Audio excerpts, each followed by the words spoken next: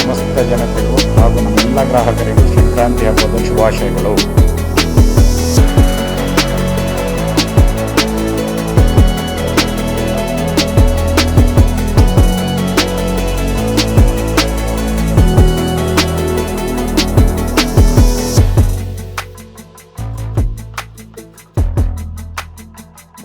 ನಿಮ್ಮ ಸುಂದರ ಮನೆ ಗೆದ್ದಲಿಗೆ ಗುರಿಯಾಗಿದೆಯೇ?